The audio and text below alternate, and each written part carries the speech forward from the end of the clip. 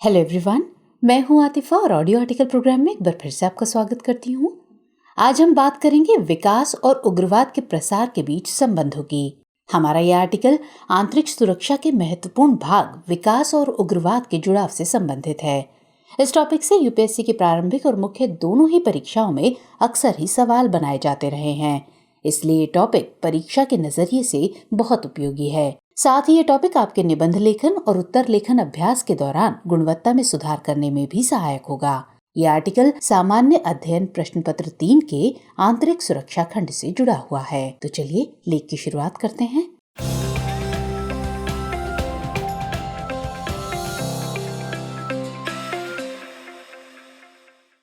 विकास और उग्रवाद के आपसी संबंध बेहद जटिल रहे हैं।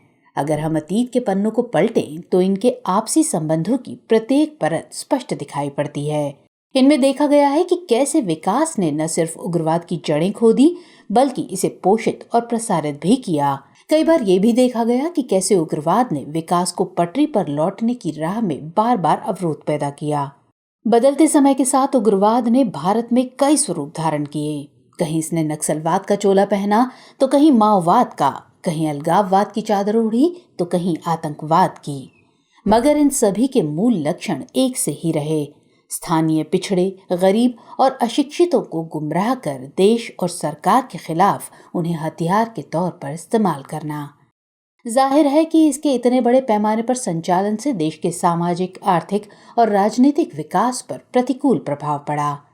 तो आज के आर्टिकल में हम इन्हीं सारे पहलुओं पर बात करेंगे।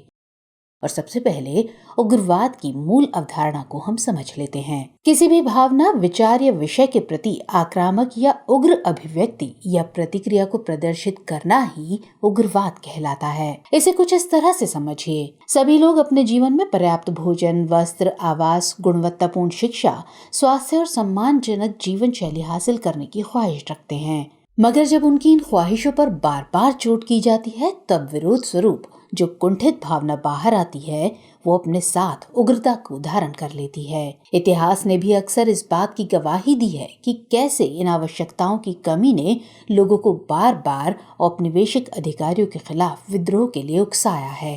अंग्रेज तो चले गए लेकिन अपनी शासन व्यवस्था की उन कुरीतियों को छोड़ गए जिनसे उग्रवाद को फलने फूलने का मौका मिला।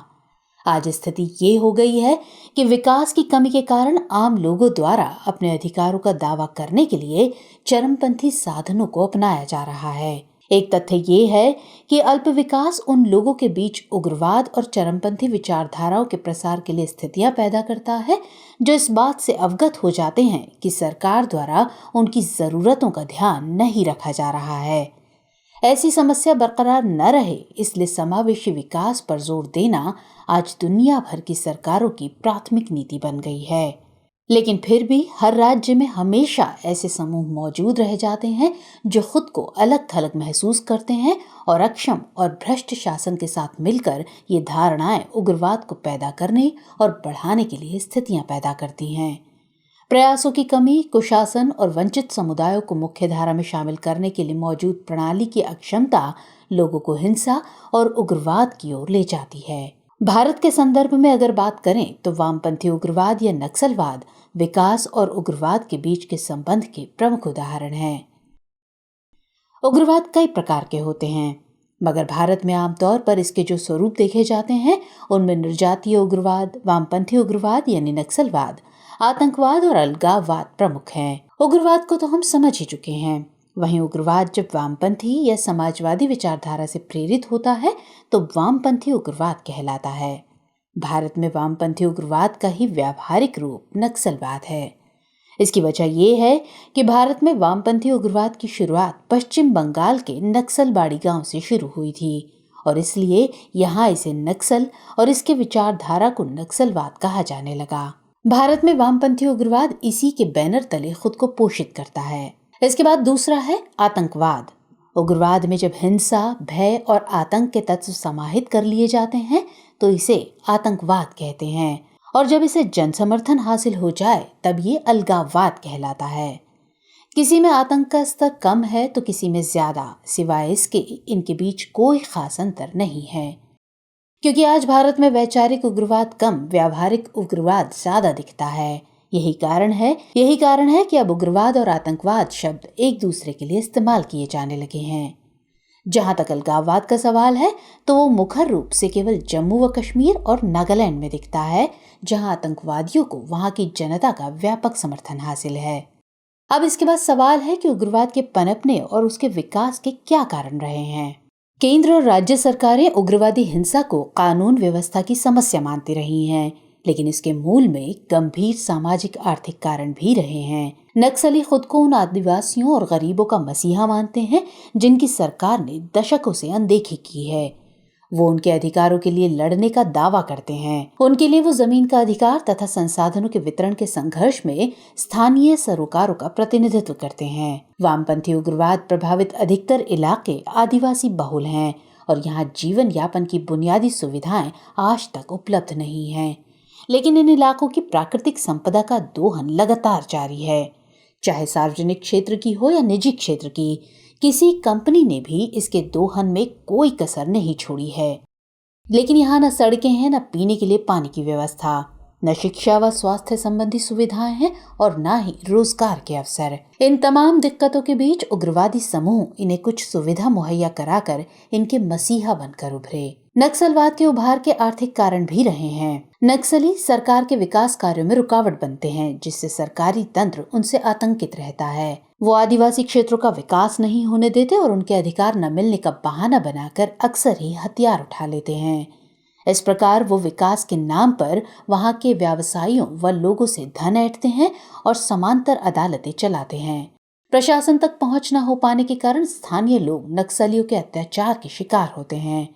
अशिक्षा और विकास कार्यों की उपेक्षा ने स्थानीय लोगों एवं नक्सलियों के बीच गठबंधन को मजबूत बना दिया है। जानकारों का मानना है कि नक्सलवादियों की सफलता की वजह उन्हें स्थानीय स्तर पर मिलने वाला समर्थन रहा है। चूंकि उस क्षेत्र में विकास की पहुंच में कमी रही है, इसीलिए इन अल्प विकसित लोगों ने इन्हें ही अपना मसीहा मान लिया। आज स्थिति ये हो गई है कि इन मसीहाओं ने विकास को यहाँ तक का सफर तय करने नहीं दिया है। इनके आपसी संबंध चक्रीय हो गए हैं, मतलब ये कि दोनों के बीच संबंध परस्पर उलझ गए हैं। अब ऐसे में सवाल उठता है कि इनके बीच के संबंध कैसे उलझे रहे हैं। तो चलिए अब इसे भी जान लेते हैं। इस बात से तो हम परिचित हैं कि उग्रवाद की जड़ें अल्प विकास से पोषित हुई हैं। अल्प विकास ने लोगों को गरीबी, बेरोजगारी, शिक्षा व स्वास्थ्य सुविधाओं के अभाव से उबरने नहीं दिया। इससे लोगों के बीच सरकार व व्यवस्था के विरुद्ध असंतोष पैदा हुआ। इस असंतोष की अभिव्यक्ति तब हुई जब वे उग्रवादियों के संसर्ग में आए। आज जब ये क्षेत्र उग्रवाद से पूरी तरह ग्रसित हो चुके हैं, तब यहाँ कानून और व्यवस्था की समस्या उत्पन्न होने लगी। यहाँ मौजूद संसाधनों की लूट शुरू हो गई। इस इलाके में भय का माहौल कायम हो गया। इससे भ्रष्टाचार व अपराध में वृद्धि व निवेश में कमी होने लगी और सरकार ने जब भी कुछ भौतिक विकास करने की कोशिश करनी चाहिए, उग्रवादियों द्वारा हमेशा ही उसमें अड़ंगा लगाया गया। चूंकि विकास की कमी की वजह से यहाँ के लोग भी पिछड़े रह गए, लिहाजा वो अपना हित अहित समझने में सक्षम नहीं है, जिससे वो विकास योजनाओं का स्वागत कर सकें। हालांकि सरकार बार बार विकास और उग्रवाद के नकारात्मक गठजोड़ को तोड़ने का प्रयास करती रही है। तो चलिए अब इस सब के बाद अब इस दिशा में सरकार द्वारा किए गए कुछ वर्तमान प्रयासों को भी जान लेते हैं। उग्रवाद प्रभावित इलाकों में उग्रवाद की समस्या से निपटने के लिए सरकार समय समय पर काम करती रहती है।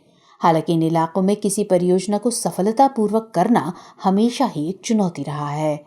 इंफ्रास्ट्रक्चर, सड़क, सेलफोन कनेक्टिविटी, पुल, स्कूल जैसे विकास कार्यों पर काम किया जाता रहा है। उग्रवाद प्रभावित इलाकों में अब तक हजारों की तादाद में मोबाइल टावर लगाए जा चुके हैं, जबकि कई हजार किलोमीटर सड़क का निर्माण भी हो चुका है। सबसे अधिक नक्सल प्रभावित 30 जिलों में जवाहर नवोदय विद्यालय और केंद्रीय विद्यालय संचालित किए जा रहे हैं। लेकिन गौर करने वाली बात यह है कि ये सभी 30 जिले अभी भी सर्वाधिक नक्सल प्रभावित हैं। जून 2013 में आजीविका योजना के तहत रोशनी नामक विशेष पहल की शुरुआत की गई थी, ताकि सर्वाधिक नक्सल प्रभावित जिलों में युवाओं को रोजगार के लिए प्रशिक्षित किया जा सके।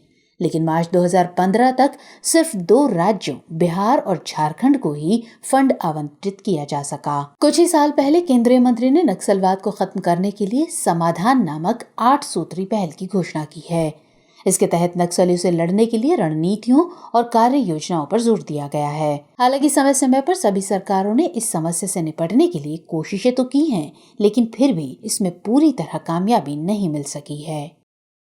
अब इन सब के बाद ये सवाल है कि आखिर आगे की राह क्या हो सकती है।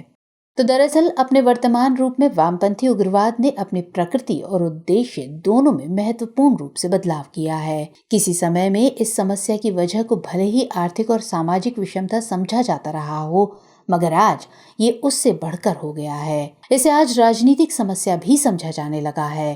कुछ राज्यों के चुनावी अभियान में जिस तरह नक्सल समस्या पर राजनीतिक बयानबाजी की जाती है, वो इसी पहलू की ओर इशारा करता है। यही वजह है कि जानकारों की नजरों में नक्सलवाद सियासी दलों का एक चुनावी तवा है, जिस पर मौका मिलते ही राजनीतिक दल रोटी सेकना शुरू कर देते हैं। ऐसा इसलिए भी कहा जाता है क्योंकि हमारी सरकारें लगातार संविधान की 5वीं अनुसूची को तरजीह देने से कतराती रही हैं। इसलिए 5वीं अनुसूची को सही अर्थों में लागू करने की जरूरत है। इस 5वीं अनुसूची में अनुसूचित क्षेत्रों और अनुसूचित जनजातियों के प्रशासन और नियंत्रण से जुड़े मामले आते हैं। चिंता का विषय है कि आजादी के 70 साल बाद भी अब तक अनुसूचित क्षेत्रों को प्रशासित करने के लिए कोई ठोस कदम नहीं उठाया गया है। दरअसल 5वीं अनुसूची के तहत अनुसूचित क्षेत्रों में जनजातीय सलाहकार परिषद की स्थापना की बात की गई है, जो एक तरह की पंचायत ही है। यहाँ आदिवासियों को अपने क्षेत्रों में प्रशासन का अधिकार है। इस काउंसिल में अधिकतम 20 सदस्य होते हैं, जिनके 3/4 सदस्य वो होते हैं जो संबंधित राज्य के विधानसभा में अनुसूचित क्षेत्रों का प्रतिनिधित्व करते हैं। मगर आदिवासियों को यह अधिकार नहीं मिलने के कारण भी इनमें असंतोष पनपता है और नक्सली इसी का फायदा उठाकर आदिवासियों को गुमराह करते हैं। इसी तरह 1996 के पेसा अधिनियम, जनजातीय अधिनियम और BRGF यानी बैकवर्ड रीजन ग्रांट फंड जैसे कार्यक्रमों को सही रूप में लागू करने की जरूरत है। BRGF पंचायती राज मंत्रालय का एक कार्यक्रम है, जिसे गोवा को छोड़कर देश के 272 पहचाने गए पिछड़े जिलों में विकास की विषमता को खत्म करने के लिए बनाया गया है। इसके अलावा एक समस्या राज्यों के बीच तालमेल की कमी होना भी है। इसके तहत 2 सीमावर्ती राज्यों को नक्सली घटनाओं के मद्देनजर बेहतर सहयोग के साथ काम करने की जरूरत है। इन सब के अलावा उग्रवाद की मूल जड़ पर भी चोट करने की जरूरत है। गरीबी, भुखमरी और बेरोजगारी जैसे मसलों पर जब तक युद्ध स्तर पर काम नहीं होगा, तब तक इस समस्या से निजात नहीं मिल सकती है। गरीबी और भुखमरी जैसे मुद्दों पर जोर देने का यह कतई मतलब नहीं है कि ऐसा करना हिंसा का समर्थन करना है, लेकिन क्या यह जरूरी नहीं है कि हर व्यक्ति को उसका संवैधानिक हक मिले? हमें समझना होगा कि हर व्यक्ति सम्मान के साथ रोटी, कपड़ा और मकान जैसी बुनियादी जरूरत पाने का हकदार है। लिहाजा हिंसा की घटनाओं के साथ साथ ग्रामीणों के अधिकारों और उनकी समस्याओं को भी प्रकाश में लाने की जरूरत है। स्थानीय लोगों को भरोसे में लेना और हथियार उठा चुके लोगों से बात कर मसले का हल निकालने की कोशिश जारी रखनी होगी। ऐसी पहल करना हर सरकार की प्राथमिकता होनी चाहिए। विकास प्रक्रियाओं के बिना असंतोष, अशांति और उग्रवाद के कारणों का कभी भी अंत संभव नहीं है। अगर इन्हें समय पर ही मूलभूत समस्याओं के रूप में संबोधित किया जाता है, तो उनके व्यापक प्रसार की संभावना कम हो जाती है। सामाजिक आर्थिक सुधारों के सभी अवसरों का लाभ समय रहते ही लिया जाना चाहिए। विकास योजनाओं, संसाधनों और प्रयासों को सभी दिशाओं से समय से यात्रा करनी चाहिए और आर्थिक विकास व सामाजिक सुरक्षा के बीच संतुलन के प्रयास करने चाहिए, जिससे कोई भी उग्रवाद प्रभावित क्षेत्र चहुमुखी विकास वाला क्षेत्र बन सके। विकास और सुरक्षा मिलकर ही स्थायी शांति की नींव रखते हैं। मौजूदा उग्रवाद और किसी भी रूप में इसके प्रसार को रोकने के लिए क्षेत्र विशिष्ट कार्य योजनाओं को विकसित करने की भी आवश्यकता है, जिसे व्यापक राजनीतिक समर्थन और स्थानीय स्वामित्व हासिल हो। ये विशिष्ट चुनौतियों और परिस्थितियों को बेअसर करेगा और विकास लक्ष्यों को प्राप्त करने के लिए चरण दर चरण प्रक्रियाओं का मार्गदर्शन करेगा। तो कुल मिलाकर कहें तो सॉफ्ट पावर स्किल्स सामाजिक मनोवैज्ञानिक बाधाओं से उत्पन्न होने वाले कठिन संघर्षों से निपटने का सबसे अच्छा समाधान है। शिक्षा, कौशल विकास, रोजगार सुविधा, मानवाधिकार और कानून के शासन के माध्यम से सामाजिक सशक्तिकरण को बढ़ाना विकास और उग्रवाद के प्रसार के बीच संबंधों को तोड़ने में महत्वपूर्ण भूमिका निभाएगा। चलिए अब नोट करते हैं आज का सवाल। तो सवाल है, उग्रवाद एक सामाजिक, आर्थिक और राजनीतिक समस्या है, समझाइए।